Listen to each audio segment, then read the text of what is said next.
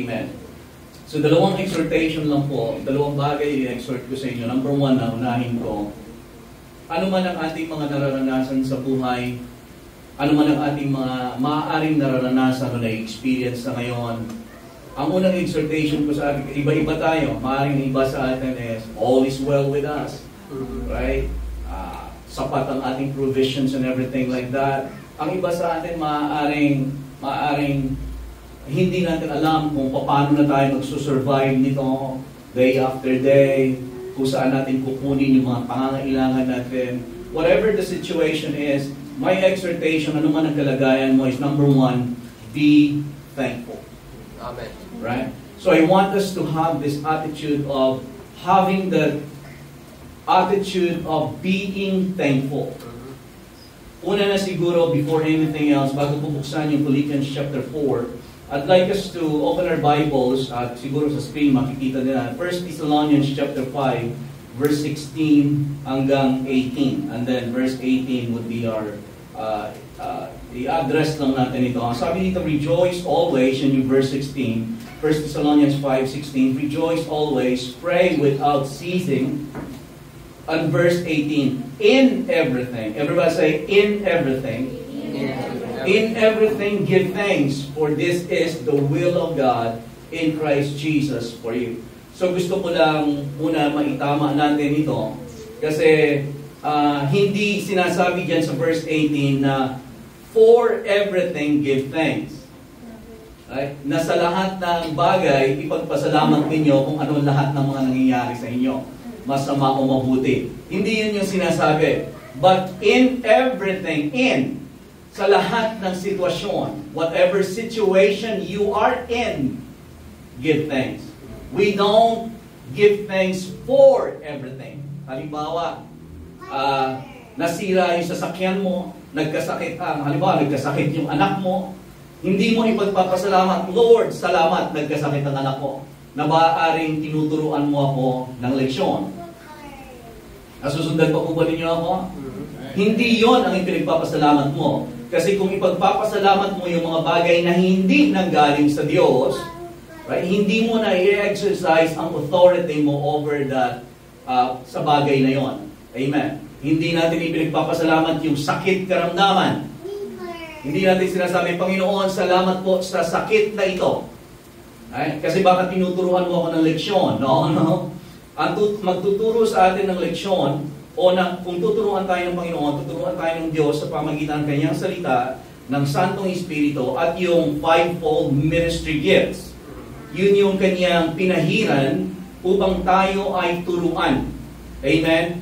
God doesn't teach us sa pamagitan ng sickness and disease.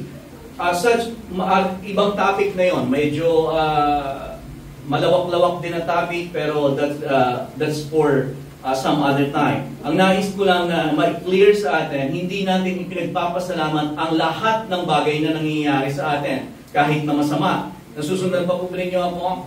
Hindi yung for everything, but in everything. Ano man ang nangyayari, we give thanks. Panginoon, salamat na ano man ang nangyayari sa akin, maaaring kulang man ang finances ko, but Father, I thank you that you supply. I know that you are faithful. You will supply all of my needs according to your riches in glory by Christ Jesus. Amen. Hindi natin ipinagpapasalamat na nagkahiwalay tayo halimbawa na mag-asawa. Lord, salamat na nagkahiwalay kami ng asawa ko. Alam ko na may lalabas ditong mabuti. Now, we don't thank God for broken marriages, right?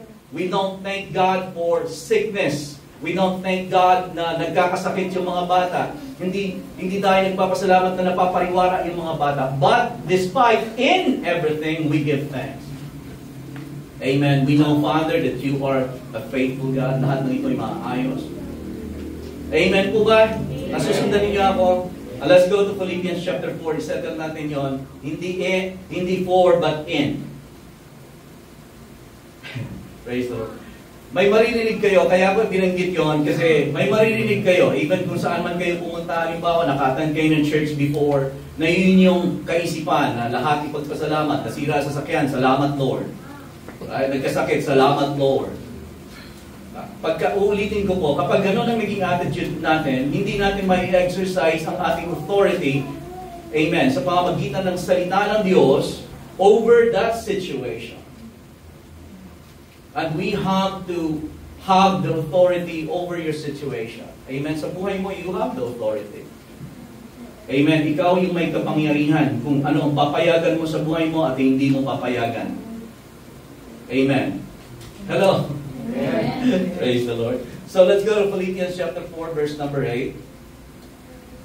Finally, my brethren, whatever things are true, whatever things are noble, whatever things are just, whatever things are pure, whatever things are lovely, whatever things are of good report, if there's any virtue, if there's anything praiseworthy, meditate on these things. Yung mga bagay na magaganda, doon natin, yun yung pagtuunan natin ng ating meditation. Hindi yung mga bagay na mga pangit na nangyayari sa atin. Hindi yung mga takot, hindi yung mga bagay na kinatatakutan natin. Hindi yung mga bagay na nagbibigay sa atin ng depresyon. Amen. Ano mga bagay na nagbibigay sa atin ng panghihina, depresyon. Right? Na lumong-lumok ka na. At kapag lalo mong pinagbubulayan yung lalo ka nang hihina.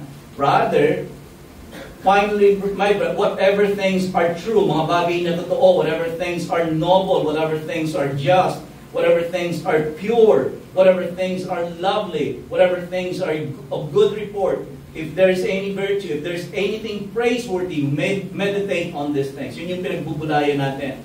Amen. Salamat Panginoon sa iyong kabutihan, sa iyong katotohanan. Hindi mo ako iiwan, hindi mo ako pababayaan. Why? Be thankful. Yun yung una kong exhortation. Because thanksgiving and praise focuses your mind on the right subject or issue. Dapat lagi tayong mapagpasalamat sa Panginoon. Kasi ang pagpupuri at pagpapasalamat sa Panginoon ay nagdadirect sa ating focus, sa ating isipan, sa mga tamang bagay. Kasi kung ano yung, halimbawa, nagpapasalamat ka, pinagpapasalamat mo ang kabutihan ng Diyos, ang katapatan ng Diyos. Father, I thank you that you will supply all my needs according to your riches in glory. Kapag yun ang pinag-meditate mo, halimbawa, nagiging mapagpasalamat ka. Father, I thank you that you are my God. You supply all my need. Doon natutuon ang iyong focus. At kung saan natutuon ang iyong focus, yun yung nagiging parang dominating factor sa buhay mo. Amen. Doon tumutungod yung puso mo, yung buhay mo.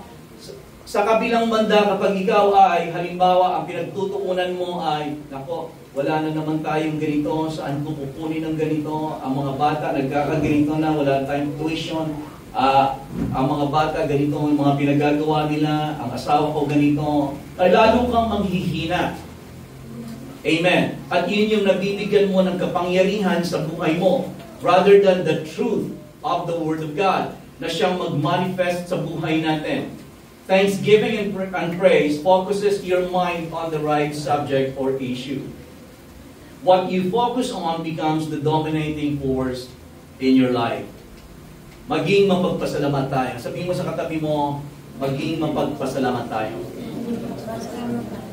Amen? Hindi tayo katulad ng mga Israelita na nag-murmur. Pinalaya na doon sa Egypt, nakatawid na doon sa Red Sea, murmur pa rin ang murmur. Ano ba naman to? Ano ba naman to? Ganito na lang kinakain namin. Mabuti pa doon. Nakalaya na nga tayo. Amen? Sa halip, dapat natin pagpasalamatan ng Panginoon kahit sa bawat araw, Panginoon, salamat. Ano man maaari, wala kang pambayad ng baralgo, wala kang pambayad ng ganito. But Father, I thank you, Lord, that you will supply. You are a faithful God. You will supply. Amen. You are a miracle-working God. Amen. I know that you are the God who makes a way when there seems to be no way. So sa halip na pagtuunan mo ng pansin yung mga kakulangan, right? Kapag tumuon ka sa ganoon, eventually makikita mo that you begin to gain strength. Amen. And perspective, right perspective, and faith that you can release over your circumstances. So be thankful. Habang ako ay nagbubulay for this couple of weeks ago, pinagbubulay-bulayan ko lang yung what am I thankful for? Ano yung mga bagay na pinagpapasalamat ko? Kasi normally, kung hindi pa ninyo ito nakakaugalian, it's good to have that habit, ika nga, na minsan, kuha lang kayo ng papel, lalo na kapag kayo ay merong mga problema, o kaya malungkot na kayo, o kaya madalas kayong mainitin ang ulo. Kumuha kayo ng papel, at ilagay lamang ninyo yung mga bagay na ipinagpapasalamat ninyo sa Panginoon. And then, ilista nyo, 10. O kung hindi man kayo makakita ng 10, 5 at least. At tignan ninyo yung 5 yon, ilista ninyo, at pagkatapos nun, yun yung pagbulay-bulayan ninyo. Yun yung ituon ninyo ang inyong mga mata doon, salamat Panginoon sa mga bagay na ito. Sa halip, alisin mo yung mga bagay at tingin mo doon sa mga bagay na kung ano ang mga nangyayari sa iyo na hindi magaganda. Kumuha kayo ng mga bagay na dapat ninyo ipinagpapasalamat tayo ninyo sa Panginoon at isulat ninyo at pagbulay-bulayan ninyo. So ito yung mga bagay na ipinagpapasalamat ko na gusto ko din i-share sa inyo. And I believe na as I, reflect, ito din mga bagay na ito dapat na ipagpapasalamat natin sa akin din, sa inyo. Hindi lang sa akin. But, una na, again, exhortation lang ito ng 2 bagay. So be thankful. Ang una kong pinagpapasalamat sa Panginoon is of course yung relationship ko sa Panginoon. Salamat that I am not going to hell. Amen. Salamat na I have been redeemed. Salamat that my sins are forgiven. Salamat sa Panginoon that I have a relationship with God. Na anuman ang nangyayari, halimbawa maaaring katulad ng nararanasan din ng marami na walang Diyos. Maaaring may nararanasan din ako sa buhay ko ng mga challenges, but thank God that I have a God. Amen. Na meron akong Diyos na hinangako at nagsabi na hindi kita iiwan, hindi kita pababayaan. Amen. That I can release my faith to my God. Amen. Nakakapaglaga ko ng pananampalataya sa Diyos dahil may relasyon ako sa Diyos. Nakakapanalangin ako sa Panginoon na anuman ang aking hihilingin sa Panginoon sa aking Ama sa ngalan ng aking Panginoon. So sabi niya, ibibigay ko ay pagkakaloob ko sa inyo. Amen. I thank God that I have a relationship with God. I am not a Gentile. Once I was a Gentile, walang Diyos, without God in the world, without Christ. But now I am not or no longer a Gentile. I have a Father. Amen. Amen. I have a relationship with God. John chapter 5. And habang inaalala ko itong relationship na ito, these are some things na naaalala ko patungkol sa relationship sa Panginoon. John 5:24. Kung meron tayo sa screen. Sabi ni John chapter 5 verse 24, most assuredly I say to you, sabi ng ating Panginoong Jesus, he who hears my word and believes in him who sent me has everlasting life, and he shall not come into judgment, but has passed from death to life. So salamat sa Panginoon. Because I have a relationship with God through my Lord Jesus Christ. I believe in Jesus. Right? I hear the word of Jesus. I believe in Jesus. And I believe in God. So ang pangako na ito ay nasa akin na dapat kong ipagpasalamat. Ano-ano yung tatlong makikita nating pangako dito? Has everlasting life. And pangalawa, shall not come into judgment, but has crossed over from death into life. So again, tinanggap natin ang Panginoong Jesus sa buhay natin, hindi tayo nagpalit ng relihiyon. Itong mga bagay na ito ay nangyari sa atin. Right? Itong tatlong bagay na ito, makikita ninyo, ang tumanggap sa Panginoong Jesus, nanampalataya sa Diyos, at tumanggap kay Kristo Jesus bilang kanilang Panginoon at tagapagligtas, tatlong bagay ang nangyari sa kanila. Past, present, and future. Present. Nung tinanggap natin ang Panginoong Jesus sa ating buhay, he who hears my word and believes in him who sent me has everlasting life. Present. Sa ngayon, meron kang buhay na walang hanggan. Amen. Amen. That should be something that we ought to be thankful for. That we have eternal life. Amen. Pangalawa, and shall not come into judgment. Future. So sa present mo, you have eternal life. Sa future mo, you shall not come into judgment. Hindi ka na hahatulan. Amen. Hindi ka hahatulan sa iyong kasalanan. Bakit ka hindi hahatulan sa kasalanan? Kasi tinanggap mo na si Jesus sa buhay mo. Ang siyang hinatulan para sa iyong kasalanan. Amen. Kung tinanggap mo si Jesus sa buhay mo bilang Panginoon at tagapagligtas, nung namatay si Jesus sa krus sa Kalbaryo, siya ang hinatulan ng Diyos para sa iyong kasalanan. Kaya nung tinanggap mo siya bilang iyong Panginoon at tagapagligtas, right? Jesus became your vicar or substitute. Na sa halip na ikaw ang maparusahan, ay i-judge, si Jesus ang i-judge sa iyo. So, in the future, you shall not come into judgment. Praise the Lord. Hindi ba yung isang bagay na dapat natin ipagpasalamat sa Panginoon? Amen. Amen. At pangatlo, but has passed from death to life. Past. So tatlong bagay ang nangyayari sa tao. Kung tinatanggap niya ang Panginoon sa buhay niya po bilang Panginoon at tagapagligtas, binagkakalooban siya ng Diyos ng buhay na walang hanggan, present. Zoe kind of life. He shall not come into judgment, future. But he has passed from death to life. Amen. Tumawid ka na mula sa kamatayan tungo sa buhay. Amen. You have eternal life. Amen. Tatagalogin lang natin ito, pakatandaan ninyo, ang nakikinig sa aking mga salita at sumasampalataya sa nagsugo sa akin ay may buhay na walang hanggan. Present. Hindi na siya hatulan. Future. Kundi nakatawid na siya sa buhay mula sa kamatayan. Past. Praise the Lord. I thank God that I have a relationship with God. Amen. Pangalawa na bagay na pinagpapasalamat ko, dapat na natin ipagpasalamat yun. Amen? Baka nakakalimutan natin who we are, that we are the redeemed. Ano man ang nangyayari sa atin, sabi ng Panginoon, in this world you will have tribulation, persecutions, trials. Right? But be of good cheer. I have overcome the world. Magalak ka. Amen. Magi ka mapagpasalamat, magalak ka, sapagkat I have overcome the world. I have deprived it of power to harm you. Ano man ang maaaring nararanasan natin sa ngayon, magalak ka. Because Jesus is Lord. Amen. And He will come to the rescue.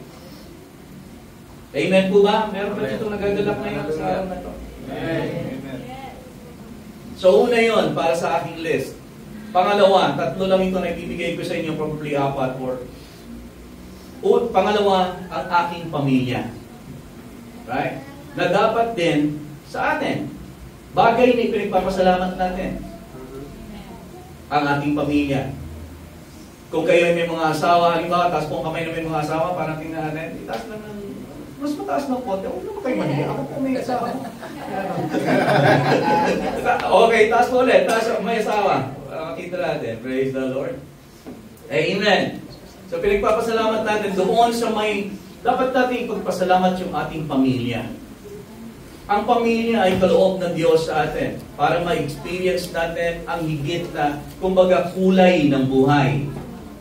Amen. Relationships are meant to color our lives and to give us happiness and satisfaction. Itong relationship. Amen. Pero kung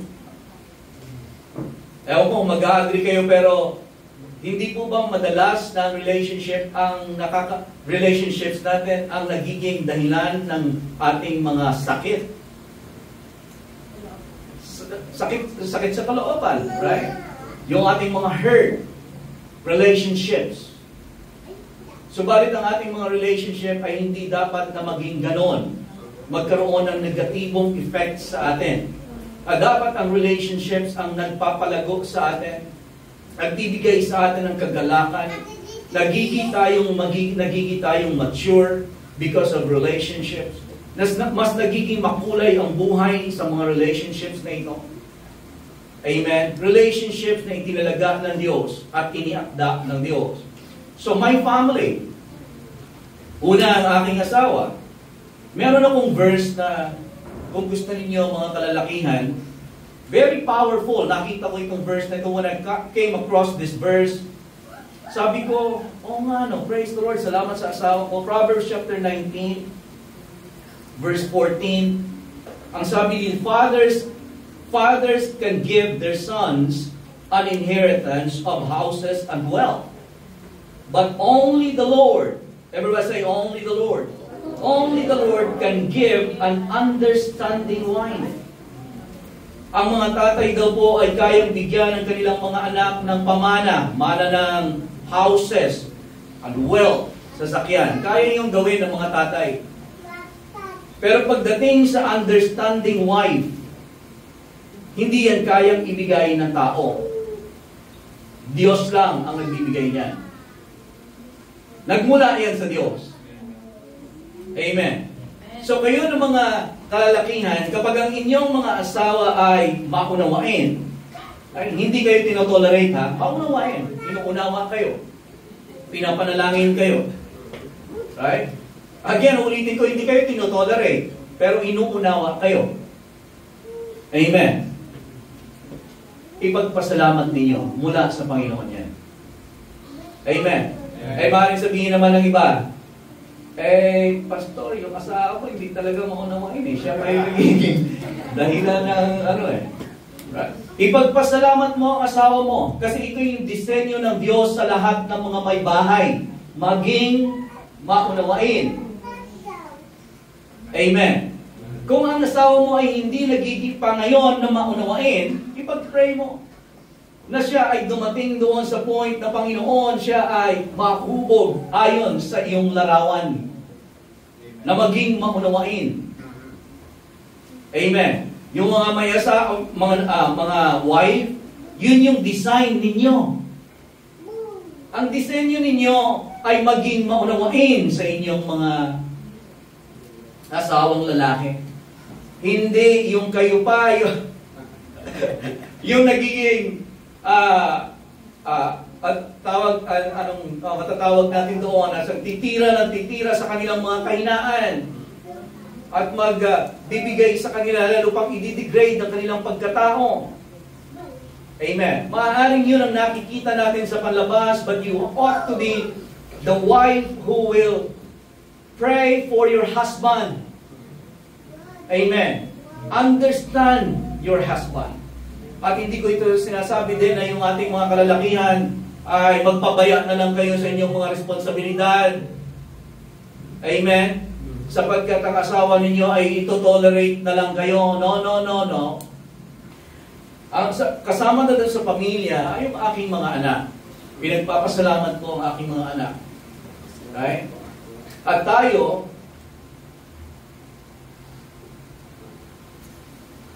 din naman na mga magulang, dapat din natin ipagpasalamat ang ating mga anak. Amen.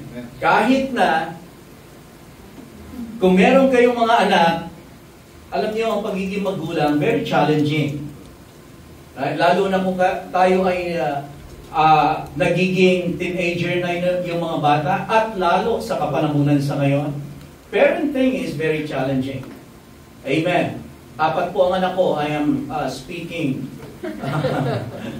Nagsasalita po ako base sa based on experience. Noong mga bata pa, sabihan mo lang,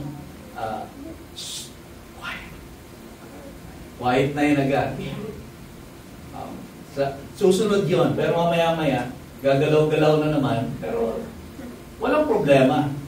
Ay, pagka naging teenager na, ibang usapan na. Amen. Parenting can be challenging.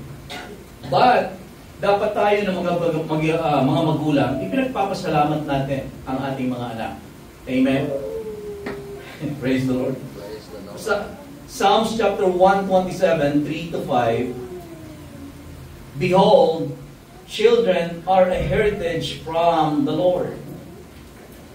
Heritage yan siya from the Lord. The fruit of the womb is a reward.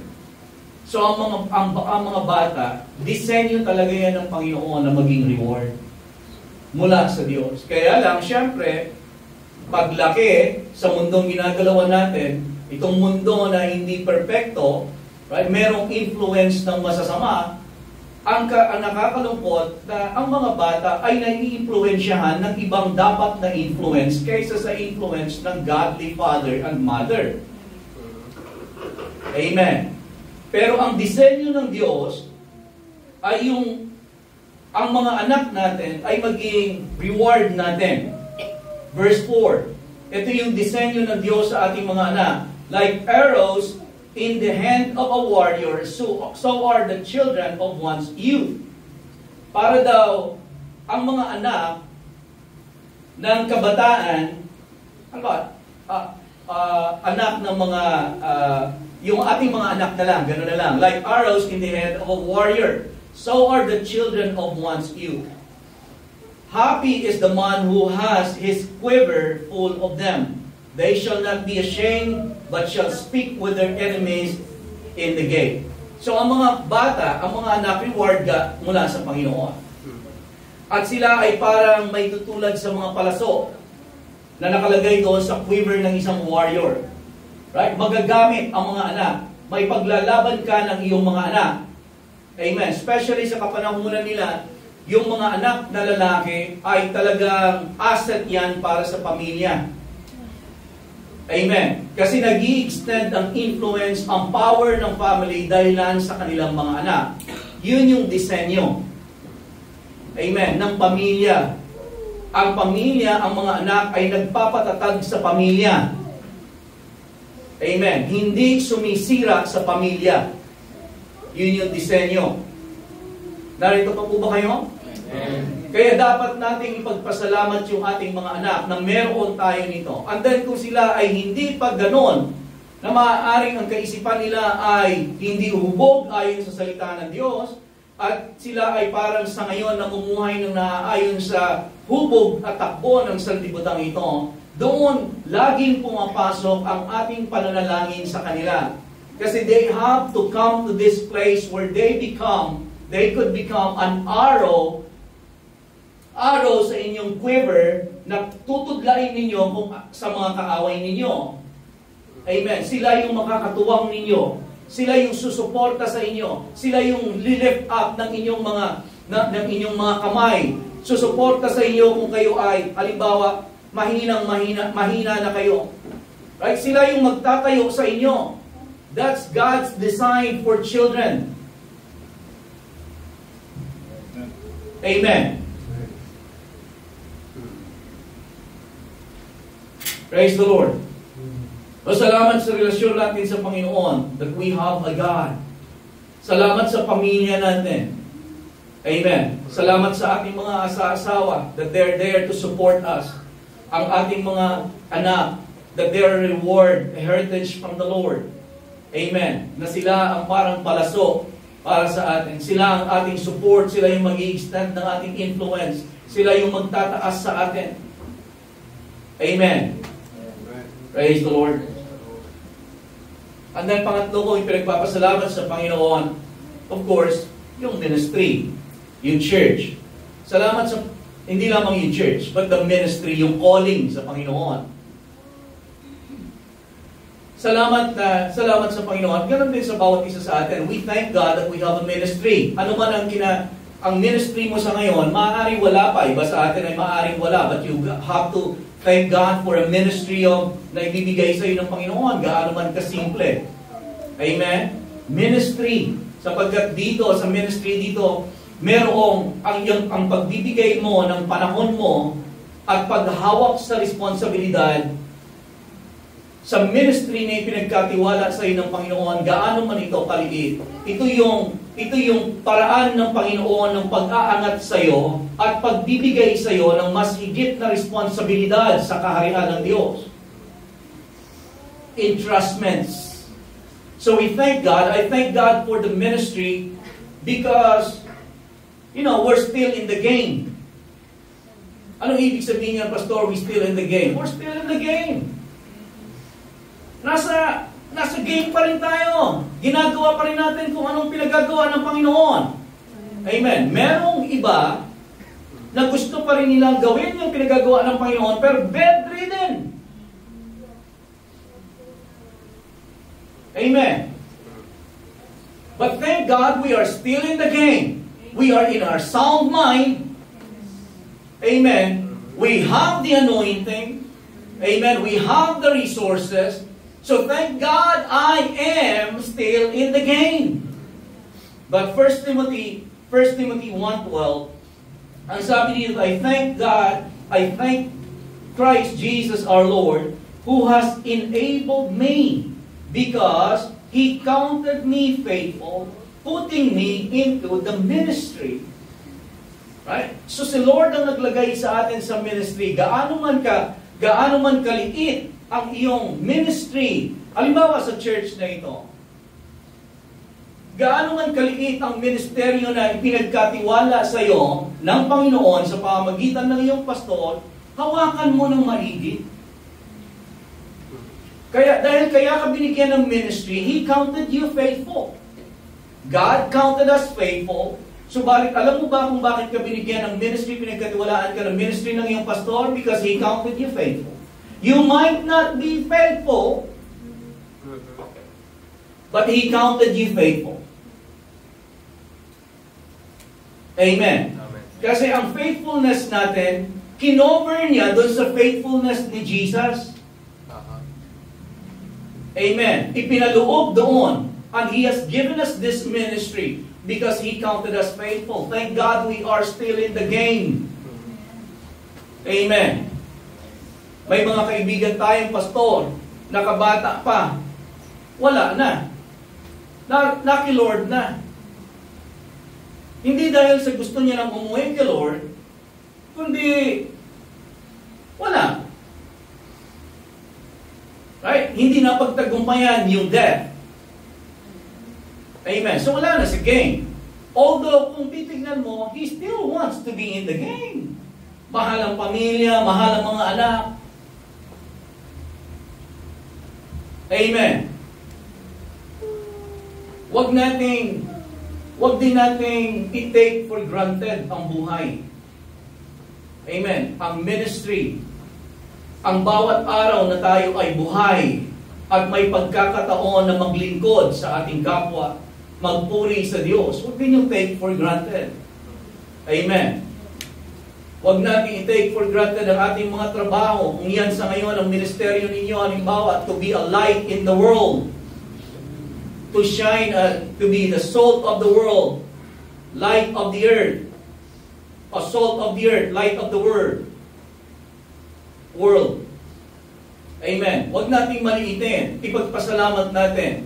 Ipagpasalamat natin ang bawat araw. Sa salamat, Panginoon. Father, I thank you for today, that this is the day that you have made. Lord, we thank you. I thank you for the grace for today that will enable me to overcome today. Na anuman ang maaari kong kaharapin sa ngayon, God, I thank you that I am alive. I thank you, Lord God, that I have a God who said, you will never leave me. You will never ever forsake me. Amen. Panginoon, anuman ang aking mga struggles, anuman ang aking mga pinagdadaanan, Panginoon, there might be giant who's trying to knock me down, but Father, I thank you that I have a big God.